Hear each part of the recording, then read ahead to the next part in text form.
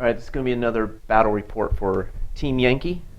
This is going to be where the battlefield's going to happen. Again, I'm going to go with these being bogging checks. But they don't give you concealment. There's some rocks out here that's going to be impassable terrain. Got a woods and another woods, river running down the middle. The reason I want to throw the river in there was because a lot of the vehicles in Team Yankee are amphibious, and I wanted to see what that was going to play like on the battlefield. Got a hill, plowed field with some haystacks in it. Another one over there. We've got right here another hill. We'll pretend like these two are the same thing. They're growing tomatoes in here. Got a woods here and another woods over there. So this is what the battlefield is going to be, and the way I figured is they're battling in this area because of this bridge. There may not be another bridge for many, many miles around, so this is going to be a great way to get across the river. So that's why they're battling here, and we'll see what the forces are.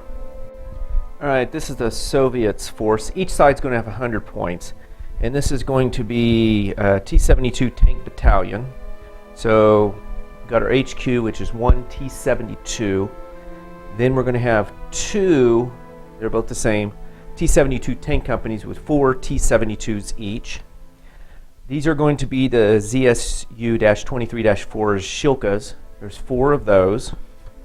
Then we got a BMP-2 motor rifle company, which has 4 BMP-2, 4 AK-74 teams with RPG-18s, and then 3 RPG-7 anti-tank teams.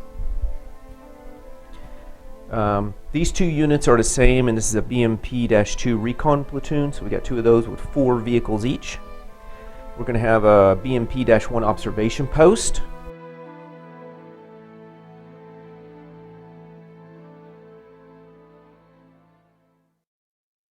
To help if the aircraft or the helicopters have to do a salvo, he's going to help make it easier for them to range in. We got some strike aircraft here, 4 Frogfoots. Then we got 6 Hinds, and again, I don't have enough Hinds. Again, this is seeing what I possibly want to add to my army, so I want to play it before I buy it. I just want to save some money that way. So I've got 6 Hinds in this, and also I brought in the Hind Assault Landing Company, which is going to include 6 AK-74 teams with RPG-18 anti-tanks, which those two would be the same. And then these are 6 RPG-7 anti-tanks. So these 2 are the same. So that's what the Soviets have for their side for 100 points. And now we'll take a look at the U.S. All right, this is the Americans' 100 points. And this is going to be an M1 Abrams Armored Combat Team. We're going to start off with our HQ, which is an Abrams. These 2 platoons are the same. It's an M1 Abrams tank platoon with 4 tanks each. This is going to be the M163 VADS AA platoon. There's 4 of those. Then we've got the M113 mech platoon, and that is going to include 3 M113 transport vehicles, 2 M47 Dragon missile teams, and 3 M249 SAW teams with M72 Law anti-tank weapons. This is going, and they're personnel carriers, and then these 2 are going to be M901's ITV anti-tank platoons. This is going to be a M113 Fist, the observer. So again, in case they have to do a salvo, it's going to make it easier for the Cobras to do their salvo. And we got 4 Cobras. So that is America's side. And next we'll see what type of mission are they going to partake in. All right, the die rolled for the mission was 3, so we're doing dust up. Basically, the table's going to be split into quarters. Whoever the attacker is chooses one table quarter, the defender chooses the opposite table quarter. It also has the special rules of meeting engagement, so the attacker for their first turn will not be able to use aircraft, and they will shoot as if they move. So if they move and they get a less rate of fire, whether they moved or not, they're using that less rate of fire. And no artillery bombardments. But after the attacker's turn, defender's first turn, they're not under those restrictions. They also both have delayed reserves, so they're only going to start with half of their forces on the table, and delayed means you don't start rolling till turn 3 to try to bring in your reserves. And also what's interesting about this is the attacker's side of the long table. Their reserves are going to come from down here. The defenders on this side, their reserves are going to come from this side. So it's kind of interesting. You start here, but your reserves come in from over here. They're both going to put 2 objectives down. The attacker puts 1 here and over here, and defender puts 1 here and over here. So there's going to be 2 objectives in both deployment zones, and the winner is the one that captures an objective in the opponent's deployment zone. So it's kind of tricky that you both have to attack, but you also have to defend. So we're going to roll to see who's the attacker. We'll go red is Soviets and blue is Americans. And it was a 5 and 2, so the Soviets are the attackers. So they're not going to get to use aircraft.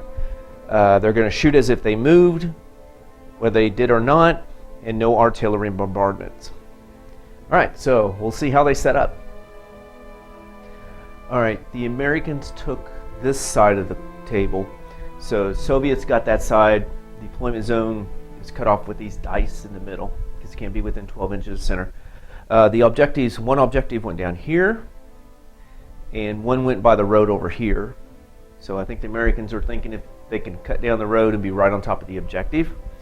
One objective got put here, so that's going to be easy for the Soviets to come over. Also, an objective is put back by that Cobra back there, behind the woods. So 2 objectives got put as far back as they can in the corners to make it further to get to them. The other ones kind of got placed in almost similar positions, so it's easy for their units to come up from this side, and it's not so far to go. Soviets deployed their recon first, one of their recon units. So they got a spearhead move. That increased their deployment zone up here. So within 8 inches of any recon team, increased the deployment zone. So Americans' deployment zone is within that dice now and down to here. So American can deploy over there. One did get bogged down. They wanted to go over here to increase the deployment zone where it's this big open area, but that's a lot of bogging checks, and they didn't want to do that. One platoon of T-72s went here. Anti-aircraft went in the woods here. This is the observer hiding behind the rock. A platoon of T-72s over here by this objective with the HQ unit. America deployed one platoon of Abrams here. There are AAs in the game also. That's the observer. That's the fist. The HQ is here, and the Cobras are hiding behind the woods to give them concealment, and since they haven't shot, gone to ground. And now the Soviets will have first turn. So we'll see what happens. All right, the BMP recon came up here. A couple of them had to dash up. It became unbogged, made through its check, so it's up here. Since they moved, they can't shoot at tanks. These T-72s moved up here to get shots at the Abrams. They had a clear shot here. Those T-72s moved up to get some shots.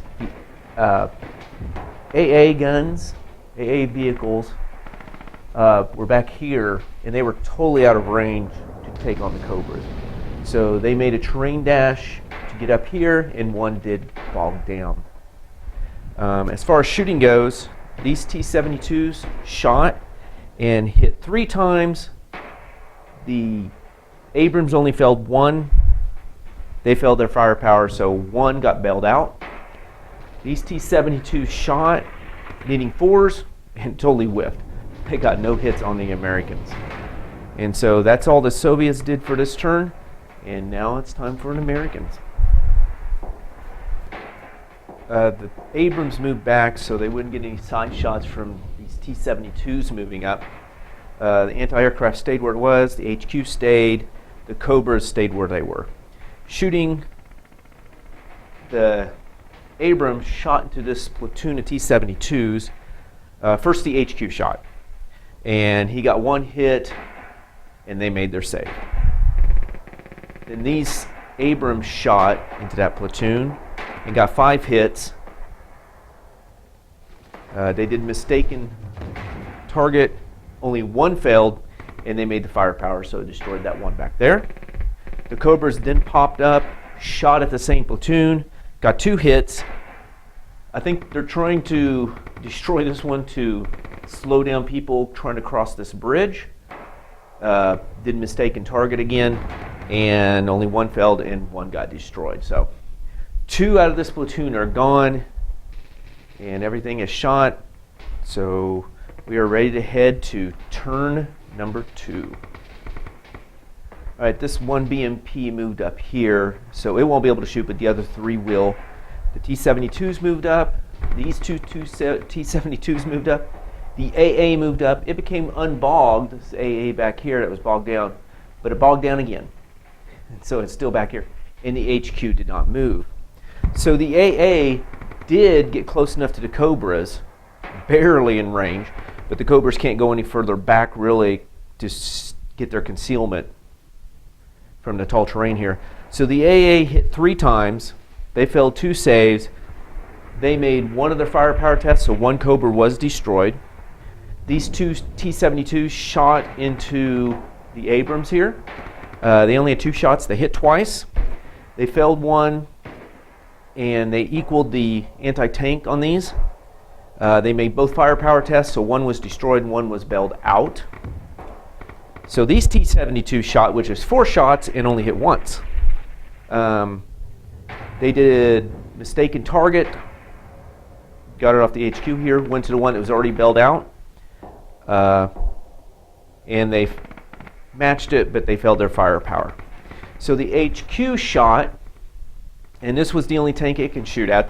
These were out of range, so this is the only one that was in range, and it shot and it missed. So the BMP shot and got 3 shots, hit once, was going to go on the HQ, did mistaken target, made it, so it went over here, failed its anti-tank. They made the firepower, so it destroyed this bailed out tank.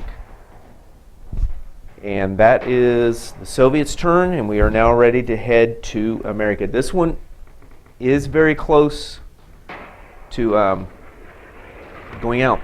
I will say, one thing I'm finding out kind of interesting is the Soviets have heat, the Americans don't. So when the Soviets shoot, they don't get to increase their armor value.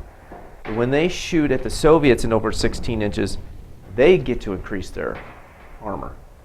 So it sounds like the Americans do want to get close and within 16 inches of the Soviets, so they don't get that +1. The Soviets can stay at a distance, and the armor does not go up. So that is something I'm kind of finding very interesting between the Soviets and the Americans. All right, it is now America's turn. Okay, T-72 moved up here to get a clear shot there, but also could get a shot here if needed, and trying to use the haystack to give a little concealment from them. AA stayed in place, the HQ stayed, and the Cobras didn't move. So the HQ shot at the AA over here, got 2 shots, hit both times, and destroyed one of them. The 2 Abrams left here split up their fire. 1 shot at the AA, and the other shot at this platoon. As far as the AA goes, it didn't hit any of them. Shooting at this platoon, got 1 hit on it. They matched the anti-tank, and it bailed it out. So that leaves just this 1 tank, which means it's going to have to do a morale check. The Cobras were coming up to shoot, but the AA here got to shoot first and hit 3 times. Rolled really good. They made 0 saves, so 3 firepower tests needed by that to destroy Cobras, and failed every one of them. So no Cobras got taken out. So the Cobras then shot at this unit of T-72s here and got 2 hits. Now what's interesting is the Cobras do have heat. where the Abrams do not. So they will not get to up their armor. So 2 hits. They failed once. Failed its firepower, so it bailed out a T-72. So then it came to morale checks. This had to do a morale check, and this one, even though this one's bogged down, it would still count. It's not within 6 inches of the leader. So they both rolled, and they both made their morale checks. And I'm using this marker here because since it shot AA on the opponent's turn, it will not get to shoot it on its own turn.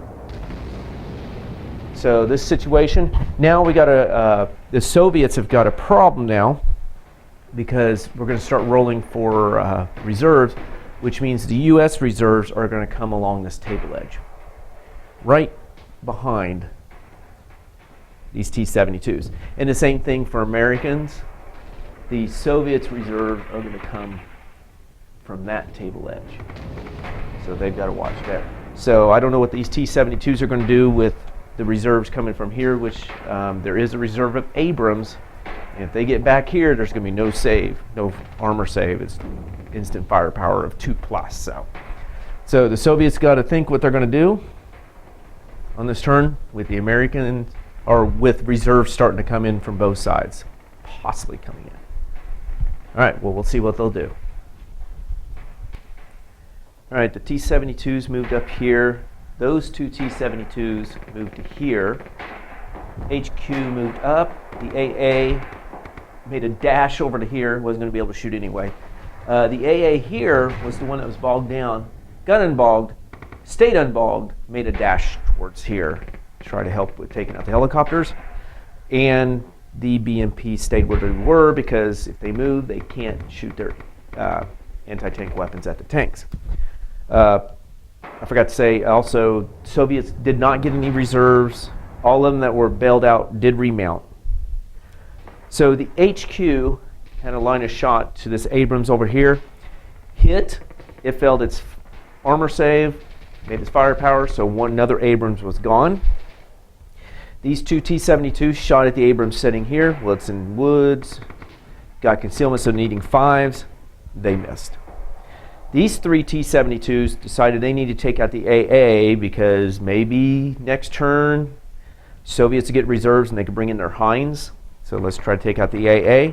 They got 3 hits, all 5s, 3 hits. There's no armor save there. So they made their firepower, 3 destroyed AAs, which just left the 1. The BMP 2s up here shot at this lone Abrams, still needing 5s, and they hit twice. Now this is the thing, they're shooting heat weapons again, so this does not get to up its armor, being over 16 inches, and that's saved. That made it, I don't know, it didn't save it, but if it did have over 16 inches and did not have the heat, it would have made it. But because it didn't get up, it matched their anti-tank. So again, heat came into play. It still affected this tank. They made their firepowers, so it bailed it out twice, so it needed to take a remount check to stay in the game, and was successful. Then the AAs need to make a morale check. It was okay. This needed to make a morale check. It is okay. So America is in trouble because they don't have any of all this left on the table that's in good formation is support. And when that's the case, you have to take a formation morale check. It's basically like a company morale check in Flames of War. So if the HQ here fails at that check, the game's over. So, but if they make it and they get reserves, they have a chance. But right now, gosh, just like the other game, America looks like they're in big trouble. But we'll see what they can do. If they make the morale check here, they're in the game. If not, the game is over. So we'll see what happens. All right, U.S. had to make their formation check. It is a 3+ check. They rolled a 4, so they're still in the game. The bailed out vehicle remounted, but they did not get any reserves. So that was kind of a bad turn for them in that respect, because if they could have made it, the T-72s could have come in from reserve over here, and that could have helped them with the formation morale check, plus get some more shots in. So the HQ shot at the two T-72s here, hit once, they matched, bailed out one. This Abrams shot at this unit of T-72s, which are 4 of them, got 2 hits, they failed one, matched one of the anti-tanks, so one got destroyed and one got bailed out. The Cobras then popped up, and they were going to shoot at this platoon also, but the AA over here, now it's got a marker on it again because it shot, so it's shooting, and it got 4 hits on the Cobras. They failed 2 armor saves. 1 firepower was successful, so 1 Cobra got left, so there's just 2 Cobras left. So those 2 Cobras shot at this platoon, hit once, they failed. It was going to go on this tank, made mistaken target, successful, went over to the bailed out tank, destroyed it. So that bailed out tank got destroyed, which helped the Soviets, because if this would have got destroyed, that would have left that 1, and they would have had to do a unit check. So they're fine. There's 2 working, 2 destroyed, so they're fine. But this one had to do a morale check, and they failed. So they're all gone. So that just leaves this these two T-72s here on this side, but there's a couple of Abrams here and 1 AA plus the Cobras. So, oh, and the BMPs.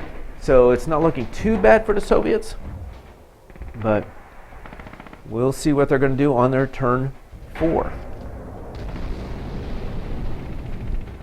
All right, the Soviets did get 1 reserve in. They're bringing in their BMP-2 transports with the men in it. So they're coming along here, and they did a terrain dash, but 1 did bog down there. So these have men in it, infantry, making their way up towards one of the objectives. The T-72s moved up. HQ stayed where it was. The other AA moved up here. The T-72s shot at the Abrams and hit once, but it made its armor save. The side armor one missed. The HQ shot at the same Abrams, hit, it matched its anti-tank, but failed to bail it out. So the BMPs shot at it, getting its 4 shot, hit twice, needing 5s, hit twice. It matched and also failed 1 anti-tank. So they made their firepower, it got destroyed. So that's what the Soviets did. America is down to an AA, the Observer, which is a fist, the Abrams, and 2 Cobras right now. So they will have to again take a formation check at 3+ to remain in the game. Otherwise, the Soviets will win.